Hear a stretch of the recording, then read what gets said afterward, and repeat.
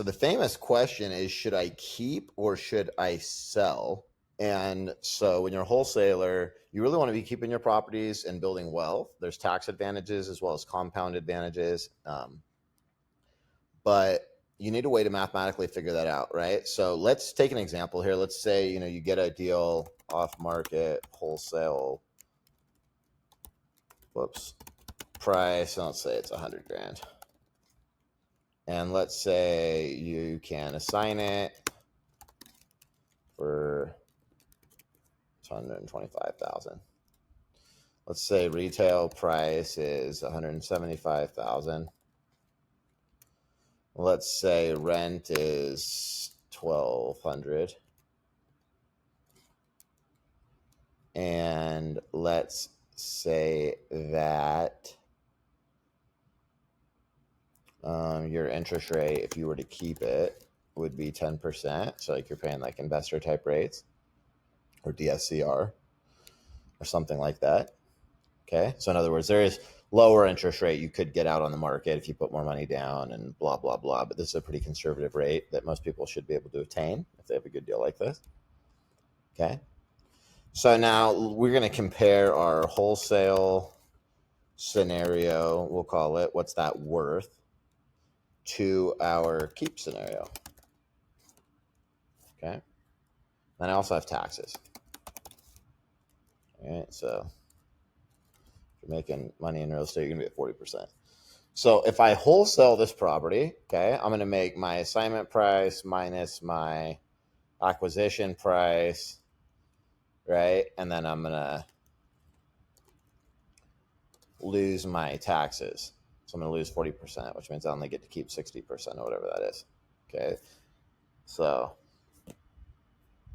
what did I do wrong there? It's not 65. 125. Oh, I didn't put a bracket. Sorry.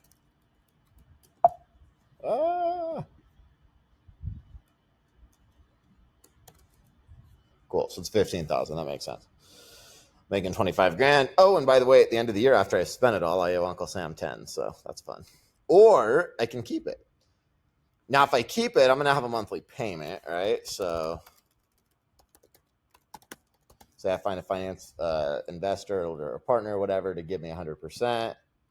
Okay, so I'm going to have my loan amount, what I bought it for, times the interest rate is how much I have to pay, right? So 10% of that per year. But I have 12 months to pay it, so I can divide that by 12. So a lot of you guys probably already knew 10% interest only loan of 100 grand is $833 a month.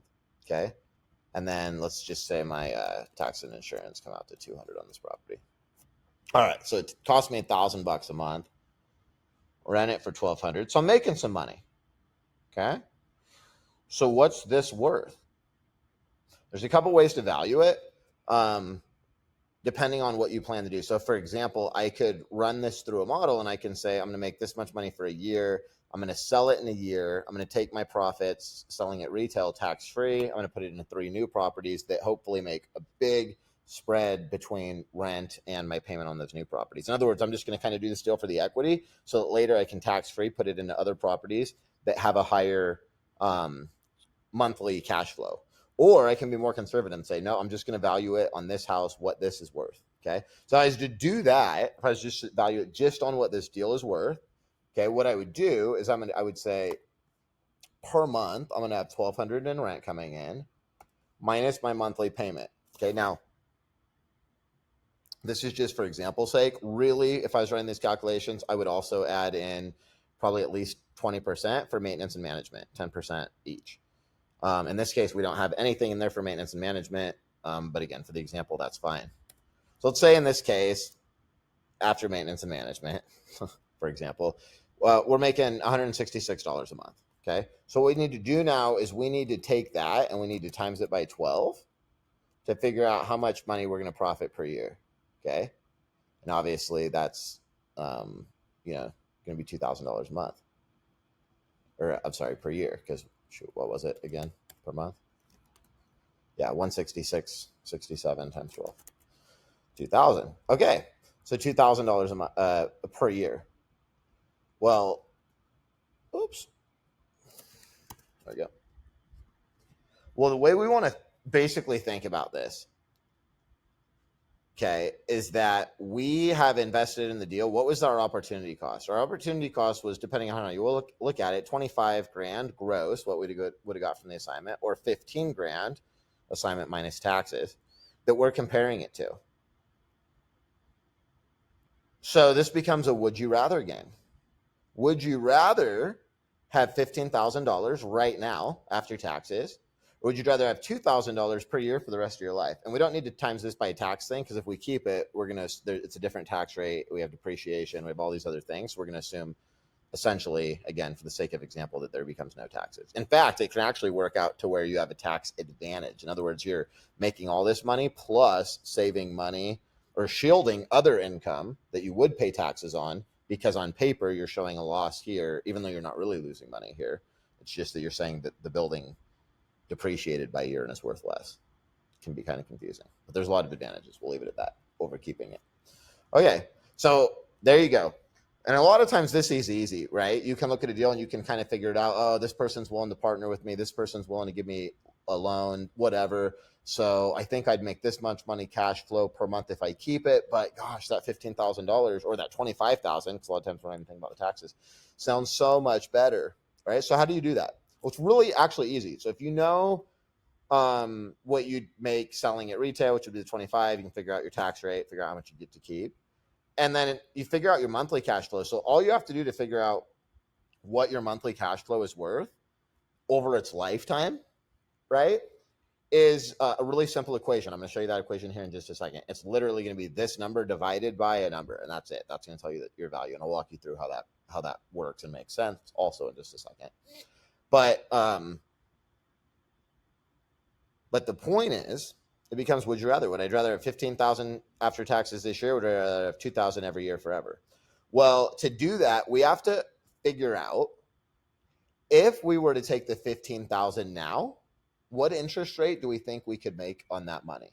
Now, if you're trying to make that, you're going to take option A, say this is option A, the 15,000, wholesale it because you have to. That's your only way to survive. You got to pay bills, you've got a credit card past due, whatever, and you're hustling right now. Obviously, you take that decision, okay, because you have to. But if you don't have to, and you're literally just looking at this going, which way is going to build wealth faster for me and my family? What's going to be mathematically better? And you don't have to worry about paying bills next week, okay? Then you're gonna do the math that we're gonna go over right now. And for that matter, even if you have bills due next week, you could still do it mathematically.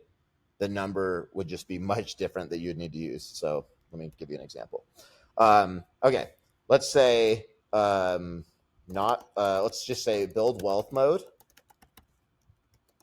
survival mode. I'll just give you an example, run it both ways. Okay, so if you're in build wealth mode, let's say you're not worried about like surviving and paying bills next week. You're looking at this deal going, what's best long-term for my wealth, for my family? Well, you look at you're saying, okay, I can make 15,000 now, or I can get 2,000 a year for life. And actually knowing that this is going to increase in the future, right? But let's just assume, well, it's going to increase at the pace of inflation. That cancels out. So it's always kind of going to be worth 2,000 a month, even if it's worth more in the future. But by the time the future happens, everything's going to cost more. So it's going to kind of be the same. Hopefully that makes sense. Okay. So I've got my 2,000 a year. Well, what I need to figure out is, if I were to take the 15,000 now and invest it, right, what rate would I probably get on that money? Okay. So if there's, that kind of determines well, what investments do you have available? And a lot of people might say well, I'm a real estate investor, I'm going to have a ton of great deals. That's true. Okay. So having that money available probably is worthwhile, because you can use that on all these other deals. However, even so, letting it ride for a year so you don't have your capital gains tax, and then selling it retail and then moving it into another property that has high cash flow, is still going to be much better than just doing it now, taking that big hit, and then going and hoping that you find cash flow properties later. Right? So let's say that if I were to take the 15,000 today, but I'm going to do this consistently. So where can I actually just go put my money in account passively, right, and invest it? What percentage could I make? Well, unless you have a lot of money, it's probably going to be hard to do hard money lending. You could do government bonds, which are pretty safe, and you can get your money back really quick. They're very liquid, and you can do 90-day terms and get a much higher interest rate than the bank or something like that. So you might use a rate of like 5% or whatever, or you might just say like, no, like for me, again, this is, you can decide what you think your rate is. You can say, what's the minimum rate that I expect to earn from my money? Okay. So let's just say on any money that you're holding for wealth, you expect to make at least 20%. So in other words, if you get this 15 right now, you believe in your ability to go out and make at least 20% return on that per year. Maybe you think you're going to make several 100%, because you're going to strategically do it into deals. Again, you're doing it more as a business. It's less of an investment, so that's not as scalable. But in the get-go, yes, it mathematically works, and you could figure that out. So let's just say if we are in survival mode, we know what it's going to be, right? It's just going to be our gross profits, 125 minus 100 is just 25, and then we have to pay taxes, so we're left with the 15. If we go build wealth mode, okay, then we're going to have this, and we just divide it by that rate that we said was we defined as our opportunity cost. Okay, in finance, we call that our discount rate. So we said it was 20%. In other words, you have to make at least 20% on all the money you're keeping. So we take $2,000 a year, and we, as a perpetuity, meaning we're expecting to get that every year forever. But then we say, but a lot of that future money is only going to get what we're getting today. Okay, that's how that math works. That's why we're dividing the per year over that. So this is how a cap rate works. Your net income per year divided by the cap rate, right, will equal your property value. You can take your property value divided by your net income and get to your cap rate. Okay. So in that case, if I build wealth mode, it's only worth $10,000. Now, that's because I applied such a high discount rate. I'm expecting to make 20%. If you start making millions and you think you're going to always use 20% as a discount rate, that's going to be tough. But, at some point you're going to hit a scale thing. But, again, let's just say you don't have all those options. You're like, if I get that, I don't really have anywhere to put it except for like government bonds. Okay. Now, all of a sudden, keeping it's worth way more. So in other words, what this is telling you, this calculation is, during the would you rather game, would you rather have the more money now or cash flow forever, right? Well, that's the value of the cash flow forever is basically determined by how bad do you need it, or how much could you make off of it. So if you could make a ton of money off of it, like I said, 20%, then you're probably better off to pay the taxes, take the money right now and roll it right into the next deal. But if you got tons of money and not as many deals or whatever, and you don't have as many options for like, where am I going to put this? Let's just say, you can, now you've got, you've built up, several 100,000, maybe a couple million, you can do hard lending. So you say, you know what, any cash I keep, even after I pay the taxes, I can lend it out and make 12%. Okay, well, I have the option to take 15 grand now and go make 12%, which is the equivalent of taking this cash flow of 2,000 every year and investing it into an interest-bearing account that makes 12%. So I've now mathematically made them equal on the scale. And if I compare them here at 12%, if 12% is your alternative rate, it's all of a sudden barely better to keep it in this situation. Again, if you think you can go out there and make 20%, it's actually better to pay the taxes and keep it. What if you think you can go out there and just crush it? You're like, oh, I'm gonna recycle that money. I'm gonna do a bunch of wholesale deals, whatever. All of a sudden you go, yeah, $2,000 a year is really worth almost nothing to me. So this is the difference. If you have a lot of wealth, you're not going to be able to go find 200% returns because you'd be hustling and working like a dog, and you don't need to be doing that. If you have a lot of wealth, you just want to kind of conserve it. So you might say, if you have millions and millions of dollars, a rich person might say, I buy government bonds because it's liquid. I mean, I can always get my cash back right away. It pays a good interest rate, much higher in the bank, and there's no risk. I know the United States government's going to pay me. So they're getting 5% on their money. So if you take them that deal on a silver platter, making this a month, it's worth 40 to them. Why? Well, because they're alternative. They're happy to just make that 5%. You as a young hustler, you want to make that really high rate. And with higher rates comes risk, right? We're going to also assume with those higher rates means I'm like working the deals, doing deals in the business. And with all that thing comes complexities and risk, apart from the guy who's just saying, I'm just going to stick my money into this and let it ride for the lower rate. I hope that makes sense. I'd be more than happy to do another video with more examples. And so if anybody out there watching this video is like, I have a deal, or I recently did a deal, or I did a deal a long time ago and I wondered about this, Josh, could you do a video and use this as an example, I'd be super happy to do that. I literally just was like, hey, I want to do a video on kind of like how you compare that. So I actually literally, here, let me just do one more example really quick. I had a property, and I might be a little off on the numbers. What were the numbers here? Let's see. So I had a wholesale deal, and I bought it for, so let's say act price was 52.5. So real deal. I just recently did. Actually, there was YouTube's about it. It was the one that was out in the desert, that mobile home on like 3 acres. Okay, so and I had a sales price, retail after fees and all that kind of stuff of what was it? It was about 90,000. Okay, and then I also had closing costs going in and a loan fee because I did 100% financing. So let's just say this became 57.5.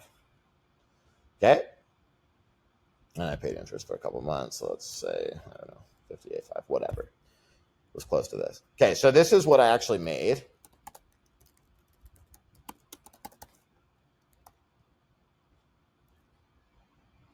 Okay.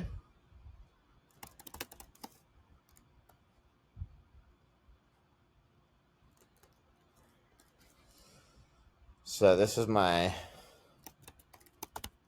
sales scenario.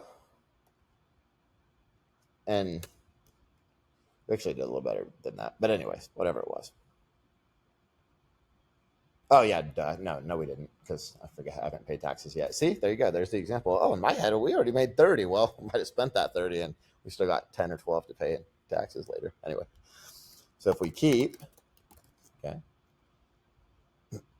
All right, here's where it gets interesting. Let's say you really want to bump it up a notch, and this is what I was looking at. Let's say I was going, well, if I keep it, I got to make at least the same amount of money now, which means that I would need to get a loan, new loan, for the acquisition price plus my closing costs and stuff, plus the money I would expect to make if I just sold it. I don't want to give that up. I get a loan for 77,000. In this case, I knew I could rent the property for at least 1,000.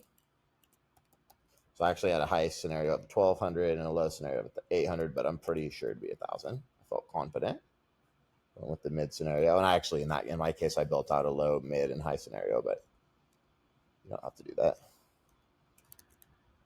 Let's say it would rent for 1,000. Okay. So then my cash flow on that is going to be, I have my new loan times 10% divided by 12. So my payment is, sorry. So that's my payment. And let's say, again, I've got, on that one, it's probably 150 a month for tax and insurance. Okay, so I'm $795. Rent's 1,000. That's that. Okay. So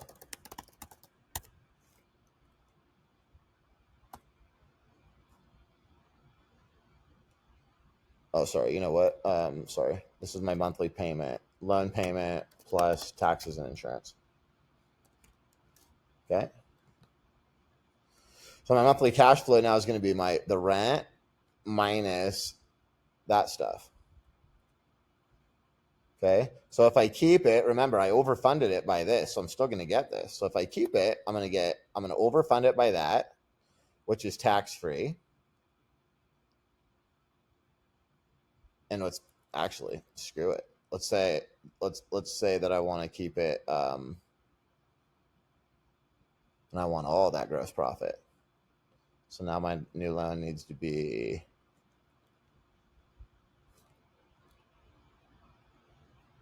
my acquisition price plus what I would make before taxes. Okay, which changes my loan payment now. A little bit higher, but I'm still making $100 a month, so who cares? So now I overfunded and kept more money. Plus,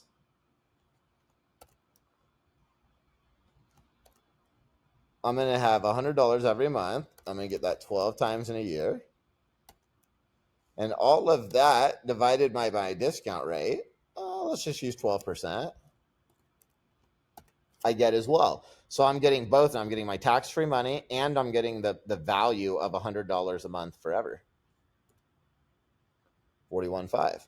And if you remember, we plugged it in, it was 31.5. So in this case, with that 12% discount rate and the $100 a month, what this is saying is that the cash flow of 100, the portion of this 41.5 that is from the cash flow is exactly 10,000. We know that because we borrowed and got cash-free tax at 31.5. So we know of the 41.5, 31.5 of that value is our tax-free cash that we're putting in our pocket right now from the new loan. And we're still getting positive cash flow. So this is really the secret right here, guys. Like, this is real estate on steroids. This is the way you do it. You find insane deals. You borrow more than it costs you to buy them, which means you get that money tax-free. And then you still have the property paying you every month more than it costs you to own it. And that's just getting the card in your hand and starting to collect rent on that card. Once you buy, you get 2 or 3 cards, maybe they're all the same color. You can start putting houses and hotels on them. You can start dealing with other people, making deals. It's the game of real estate. This simple math, really, that we're doing here, it's just, it's called net present value. It's just discounting cash flows. That's all it is. So again, we're just figuring out, it's just a way to exchange and find out how much is money worth later in the future worth versus right now. And this can get more complex. You can keep building on a calculator, different scenarios, and you can say, I'm going to lose this much cash flow year 1, year 2, I'm going to exchange it into these properties and I expect to make this much. Year 3, I do this, and you can really build it out.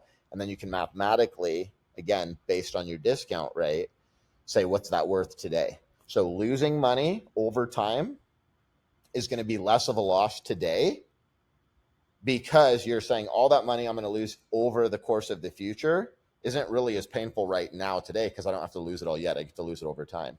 Inversely, making money over time is worth less today than it would be worth in the future. Again, this is the would you rather game. Would you rather have $10,000 today or $100 a month forever?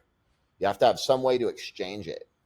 And this is what happens when you win the lottery. They ask you if you want the upfront sum, which is less. So what they actually do is they discount it. They basically say, hey, the earnings were you were going to get $1 million, so we'll give you that $1 million, okay, but we're going to give you like $83,000 a year for all these years, or we'll take the $1 million and we'll discount it to what it's worth today.